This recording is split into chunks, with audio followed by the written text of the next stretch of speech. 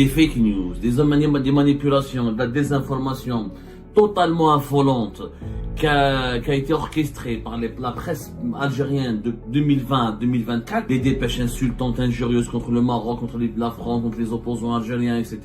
De 2020 à 2024, il y a de quoi faire un livre. Et puis le Moudjahid s'étonne, dans un de ses articles, il dit récemment: L'Algérie devient la cible d'une offensive médiatique d'une rare intensité. Effectivement, en France, depuis l'arrestation de Boualem Sansal, il y a énormément d'émissions de télévision, d'articles de la presse, Marianne, l'Express, qui parlent de l'Algérie, qui parlent de la dictature en Algérie, qui parlent de dérives autoritaires en Algérie, qui parlent de la fête de Boualem Sansal. Mais quand même, quand le Moudjahid dit que l'Algérie a fait l'objet d'un pilonnage médiatique, mais c'est l'arroseur arrosé.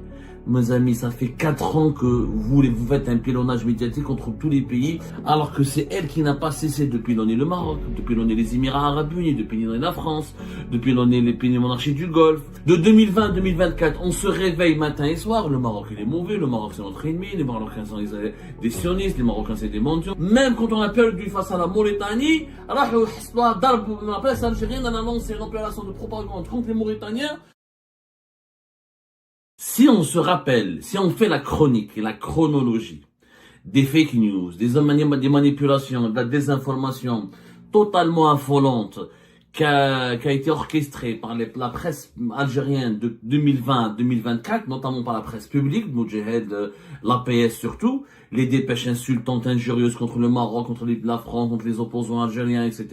De 2020 à 2024, il y a de quoi faire un livre. Le livre noir, je pourrais l'appeler le livre noir des médias en Algérie, avec tout ce qu'on pourrait récolter comme mensonges, comme fake news, comme propos extrêmement graves et diffamatoires qui ne devraient, des discussions de café. En fait, après 2020-2024, des discussions de café, des discussions qu'on avait dans les cafés, on les retranscrit pour les publier dans la presse publique, notamment par la PS et le Moudjahid.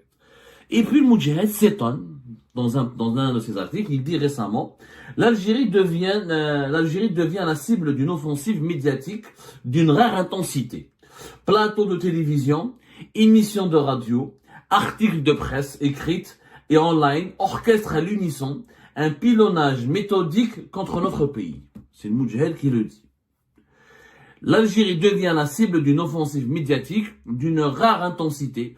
Plateau de télévision, émissions de radio, articles de presse écrits et online orchestrent à l'unisson un pilonnage méthodique contre notre pays. Attendez. Là, j'ai l'impression que c'est l'arroseur arrosé. C'est pour ça que je vais appeler cette émission l'arroseur arrosé. Effectivement, en France, depuis l'arrestation de Boualem Sansal, il y a énormément d'émissions de télévision, d'articles de la presse, Marianne, l'Express, Nouvel Observateur, Le Monde, France Culture, France Télévisions, des chaînes de télévision, etc., des sites en ligne, des sites qui parlent de l'Algérie, qui parlent de la dictature en Algérie, qui parlent de dérives autoritaires en Algérie, qui parlent de l'affaire de Boualem Sansal, et qui parlent beaucoup plus de l'affaire de Boualem Sansal que des violations des droits de l'homme en général et de la dictature qui persécute en général les Algériens et les Algériens. D'où le reproche que j'ai fait récemment à plusieurs titres de la presse française, à plusieurs de mes amis français, où je leur ai dit: vous vous êtes réveillés uniquement lorsque Boualem Sansal a été incarcéré, alors que nous, ça fait 4 ans qu'on se bat et qu'on vous dit que nous sommes face à une dictature dangereuse. Mais c'est pas grave. Cette indignation à géométrie variable, elle est effectivement à étudier, ou à déplorer, ou à condamner, ou là on peut au moins en débattre. Mais quand même, quand le Moudjahid dit que l'Algérie a fait l'objet d'un pilonnage médiatique, mais c'est l'arroseur arrosé. Mes amis, ça fait 4 ans que vous faites un pilonnage médiatique contre tous les pays, ou là, tous les États, ou tous les dirigeants, ou là, tous les mouvements politiques qui sont contre vous, là, qui ne s'entendent pas avec vous. C'est vraiment un peu bizarre que l'Algérie, que la presse algérienne elle-même dénonce le pilonnage médiatique, alors que c'est elle qui n'a pas cessé de pilonner le Maroc, de pilonner les Émirats Arabes Unis, de pilonner la France, de pilonner les pays monarchies du Golfe, de pilonner l'Union Européenne et le Parlement Européen, de pilonner les opposants algériens, les opposants qui sont exilés, leurs familles, les journalistes indépendants, les activistes du Hirak. Comment peut-on donner du crédit à cette affirmation, à ce regret, parce que le Moudjahid estime un regret, il dit que notre pays fait l'objet d'un pilonnage médiatique méthodique, mais qui a commencé le pilonnage médiatique méthodique? C'est bien vous. De 2020 à 2024, on se réveille matin et soir. Le Maroc, il est mauvais. Le Maroc, c'est notre ennemi. Les Marocains sont des sionistes. Les Marocains, c'est des mendiants. Les Marocains, c'est des salopards. Les Marocains, c'est ceci, cela. Algérie 24 News, le Biled, le Chourouk, le Watania, des nouvelles télévisions, des nouveaux sites internet, Jazair Red, Jazair d'Albera, Algérie 24, Algérie 54, Algérie 62. Des insultes jour et nuit contre le Maroc. Contre les Émirats Arabes Unis, contre Abu Dhabi et Dubaï, la même chose, jour et nuit. Le khabar d'expression, le soir d'Algérie, Asimat al-Takhlat, la capitale des complots, c'est des comploteurs, ils nous veulent du mal. L'Algérie veut absolument, l'Algérie est victime, les Émirats veulent financer un plan d'envahissement, ils donnent de l'argent aux Marocains pour nous faire la guerre, ils donnent de l'argent aux Israéliens pour nous envahir. Les Émirats, c'est des salopards, c'est des esclavagistes, il faut pas les aimer, il faut les boycotter, il faut les chasser de notre pays. Et, avec en 2023, en juin 2023, rappelez-vous, c'est je crois en juin 2023, je me trompe pas, c'était en 2023. Elle a annoncé la fausse coupe, une fausse information, l'expulsion de l'ambassadeur des Émirats. Carrément, on a annoncé l'expulsion de l'ambassadeur des Émirats. L'expulsion de l'ambassadeur des Émirats Arabes Unis. Même ben, il y a eu un démenti, etc. Ou Galek Makashmena, oui, mais Nahar n'avait rien risqué. N'a rien risqué. Et puis les accusations extrêmement graves, qui n'ont pas cessé. C'était en juin 2023, qui n'ont pas cessé. Jusqu'à septembre 2024, le Khabar continue d'accuser l'ambassadeur émiraté en Algérie de violer la souveraineté nationale, de menacer l'Algérie, de financer des lobbies hostiles à l'Algérie. Chaque jour, de 2020 à 2024, quand c'est pas la France, j'en parle pas, l'APS, l'affaire Amira Bouraoui, avant l'affaire Amira Bouraoui, après l'affaire Amira Bouraoui, franchement, on parle de pilonnage méthodique. Alors que la télévision algérienne a diffusé un documentaire dans lequel elle fait croire aux Algériennes et aux Algériens, sans apporter la preuve irréfutable, que les services secrets les Français font ou la préparent des actions terroristes sur le sol algérien. C'est extrêmement grave. يعني انت tu te plains هما سبحان الله والله ما تفهمش يعني on est en âge en plein délire.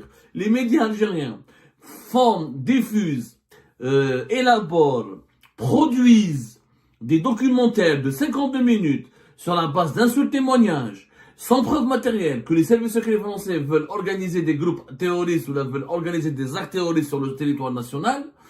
Et ensuite, c'est pas du pilonnage. Ensuite, quand France Culture, ou la France Info, ou la France Télévision, ou la France 24, ou Le Monde, ou le Figaro critiquent le régime algérien pour la dictature et parlent d'exilés, ou parlent de violation des droits de l'homme, de prisonniers politiques, c'est une attaque contre l'Algérie, ils veulent déstabiliser l'Algérie, ils veulent salir son image, ils veulent la noircir à tout prix. Et à la tu as dit pire. Vous avez dit pire, vous avez quasiment dit que les services secrets français, c'est une organisation terroriste qui parraine des mouvements terroristes. Carrément. Et vous le dites, de l'affaire Amira Bouraoui, février 2023, rappelez-vous ce qui s'est passé. Ils ont même dit que la DGSE, que les services secrets français s'apprêtent, je dis bien s'apprêtent à financer une opération, à organiser une opération comme la baie des cochons. Les années 60 à Cuba, c'est-à-dire que des armées des opposants pour venir renverser le régime, l'État algérien, former une rébellion comme la baie des cochons. C'était l'APS qui l'a écrite. Et on خلونا كيفاش كانوا يسبوا فينا l'APS. On a fait de moi un caniche, واحد سبوا ردوها un crocodile, واحد قال لك عليه ماشي وليتو نسبوه وسعيدة نغزال ردوها مسكينة parce qu'elle a dénoncé l'emprise, parce qu'elle a dénoncé la mauvaise politique économique du gouvernement. On l'a قال لك بلي c'est un ancien relais de la عصابة, elle travaille pour la عصابة والسبان toute la journée. في l'APS, في le NTV, في ماشي même pas شروق والنهار comme avant. L'APS, le NTV, comment on appelle ça? Le Moudjahid, etc. Et maintenant, après, ces manipulateurs s'étonnent que maintenant on le riposte. Parce que la presse française, s'il n'y avait pas l'affaire Boualem Sansal, elle n'aurait jamais parlé du régime algérien, vous le dire. Elle en parlait de façon épisodique, de façon isolée. depuis l'affaire de Boualem Sansal et depuis l'affaire du documentaire qui accuse gravement les services secrets français d'avoir voulu organiser des actes terroristes sur le sol algérien, ben la presse française riposte, elle s'interroge, elle écrit, elle se pose des questions, elle cherche à comprendre, c'est normal. Vous les insultez jour et nuit, vous les provoquez, vous les dénigrez, vous les vilipendez, vous avez poussé les limites vous avez dépassé toutes les limites de l'autre cuidance, vous avez dépassé toutes les limites de l'immoralité. C'est le régime algérien qui a lancé cette guerre médiatique.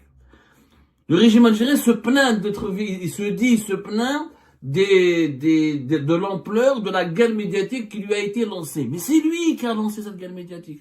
C'est lui qui fait de la guerre médiatique un instrument de pouvoir, un instrument de régulation de ses relations internationales, un instrument de ses rapports de force avec les États étrangers. C'est lui qui alimente une guerre médiatique atroce contre le Maroc, contre les Émirats, contre les Maliens et les dirigeants du Sahel.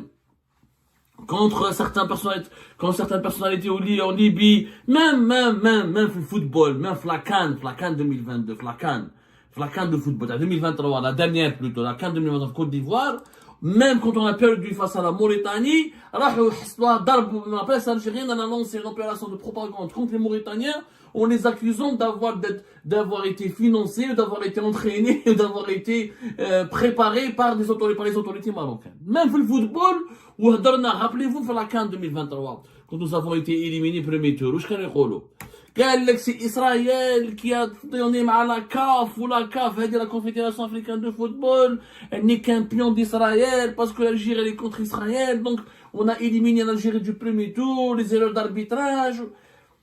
Les théories du complot les plus farfelues, les plus étonnantes, les plus incroyables, les plus extraordinaires, les plus extravagantes ont été diffusées, rediffusées, et l'opinion publique algérienne et internationale ont été inondées par le complotisme, les fake news, la désinformation quotidienne, et les insultes et les injures quotidiennes de l'appareil médiatique du régime algérien. Aujourd'hui, comme la presse française s'est déchaînée, elle parle de Boualem Sansal, elle pointe la dictature en Algérie. Le régime algérien, mais c'est l'arroseur arrosé, mon cher.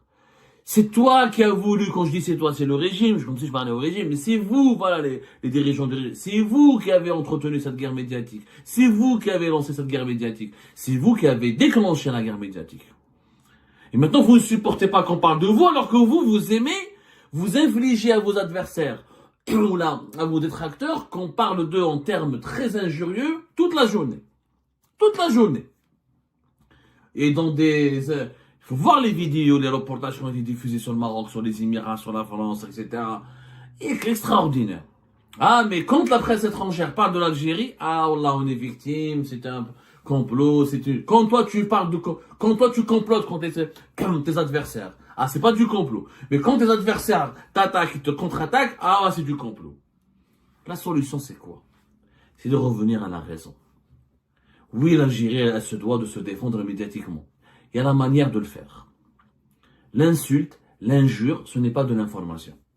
L'insulte, la diffamation, l'atteinte à la vie privée, le mensonge, la désinformation, le complotisme, ce n'est pas une manière ce ne sont pas des outils de défense. La France n'est pas à l'abri de la critique. Il y a plein de manières comment la critiquer.